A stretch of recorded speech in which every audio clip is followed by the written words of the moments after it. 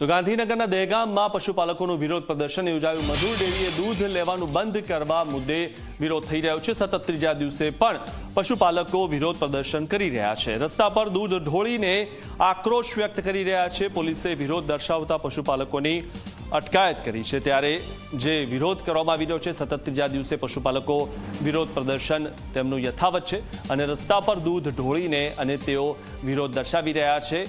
ત્યારે સતત વિરોધ પ્રદર્શન કરી રહેલા પશુપાલકોની અટકાયત પણ કરવામાં આવી। પોલીસે વિરોધ દર્શાવતા પશુપાલકોની અટકાયત કરી છે। તો સૌથી મહત્વની વાત આ ઘટનામાં એ છે કે મધુર ડેરીએ દૂધ લેવાનું બંધ કરવાના મુદ્દે આ વિરોધ થઈ રહ્યો છે। સતત ત્રીજા દિવસે આ વિરોધ પ્રદર્શન યથાવત છે અને રસ્તા પર દૂધ ઢોળીને પશુપાલકોએ વિરોધ દર્શાવ્યો હતો।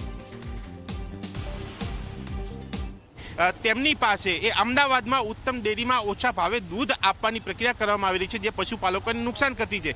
જેથી એ પશુપાલકોએ ગાંધીનગરમાં મધુર ડેરીમાં એ દૂધ આપવાની માંગ કરી છે, જ્યાં તેમને એ ભાવ મળે છે।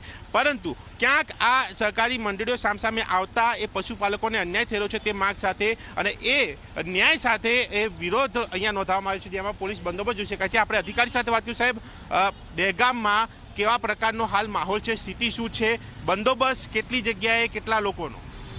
હાલ દહેગામમાં સ્થિતિ મૂળ શાંતિપૂર્વક છે અને હાલ બંદોબસ્ત અર્થે ટોટલ 250 જેવી પોલીસ ફોર્સ તેમજ પીએસઆઈ અને પીઆઈ કક્ષાના અધિકારી તરીકે 15 અધિકારીઓ હાલ બંદોબસ્તમાં આવેલા છે।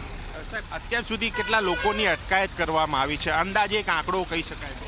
હાલ આંકડો 100 જેવા લોકોની અટકાયત કરવામાં આવેલી છે, માત્ર લો એન્ડ ઓર્ડરના અનુસંધાને। બીજું શું ધ્યાન રાખવામાં આવી રહ્યું છે દહેગામને લઈને, કાયદા વ્યવસ્થાને લઈને? કાયદો અને વ્યવસ્થાના અનુસંધાને એવું છે કે માત્ર કોઈ આ રોડ જે આ વિરોધ પ્રદર્શન છે એના અનુસંધાને જ્યારે પબ્લિક ભેગી થાય અને રોડ રસ્તા રોકે નહીં, એ અનુસંધાને માત્ર હાલ લોકોની અટકાયત કરવામાં આવે છે। આ હતા MN Desai, Dahegam town police સ્ટેશનના એ અધિકારી, જેમનું કહેવું છે કે દહેગામમાં કાયદો વ્યવસ્થા જળવાય એ ખાસ અહીંયા ધ્યાન આપવામાં આવી રહ્યું છે। અને આ જ પ્રકારે નહેરુ સર્કલે જે પોલીસ બંદોબસ્ત છે એ સાથે અન્ય જે દહેગામમાં પ્રવેશતા જેટલા પણ તમામ પોઈન્ટ છે, તમામ જગ્યા ઉપર પોલીસ બંદોબસ્ત, ઇન્ટરનલ પણ એ પોલીસ પેટ્રોલિંગ અને પોલીસ બંદોબસ્તની પ્રક્રિયા અને લગભગ અત્યાર સુધીનો જે આંકડો છે 100 જેટલા લોકોની એ અટકાયત કરીને એ મગોડી SRP કેમ્પ ખાતે તમામ લોકોને રાખવામાં આવ્યા છે અને હજુ પણ એ અટકાયતી દોર, એ વિરોધનો દોર હજુ ચાલુ છે।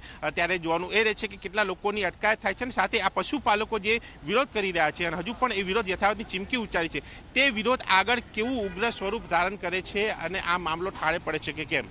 કેમેરામેન અમી સાથે દર્શલ રાવલ, ઝી ન્યૂઝ, દહેગામ, ગાંધીનગર।